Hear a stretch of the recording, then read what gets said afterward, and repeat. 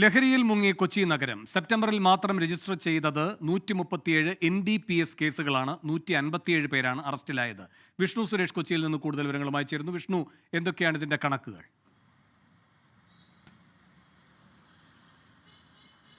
വേണു, കഴിഞ്ഞ കുറച്ച് നാളുകളായി നമ്മൾ പറയുകയാണ് കൊച്ചി ഒരു രാസലഹരി ഹബ്ബായി മാറുന്നു എന്നുള്ളത്. അത് കൂടുതൽ ഉറപ്പുവരുത്തുന്ന തരത്തിലുള്ള കണക്കുകളാണ് നിലവിൽ കൊച്ചി സിറ്റി പോലീസ് പുറത്തുവിട്ടിരിക്കുന്നത്. സെപ്റ്റംബറിൽ മാത്രം രജിസ്റ്റർ ചെയ്തിരിക്കുന്നത് 137 NDPS കേസുകളാണ്.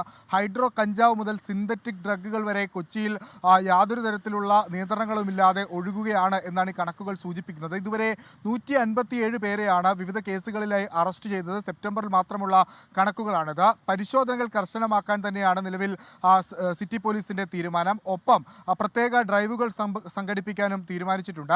ഏകദേശം 83 ഗ്രാമിലധികം MDMA ആണ് സെപ്റ്റംബറിൽ പിടിച്ചെടുത്തത്.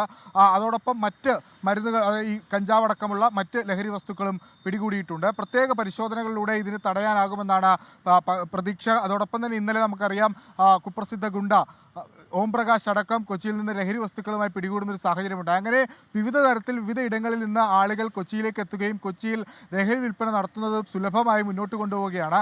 അതിനെ തടയിടാനാകുമോ എന്നുള്ളതാണ് ഇനി അറിയാനുള്ളത്. അതുമായി ബന്ധപ്പെട്ടുള്ള പ്രത്യേക പരിശോധനകൾ പുരോഗമിക്കുന്നുണ്ട് ഒരു വശത്ത്. വേണു, ശരി, വിഷ്ണു സുരേഷാണ് കൊച്ചിയിൽ നിന്ന് വിവരങ്ങൾ നൽകിയത്.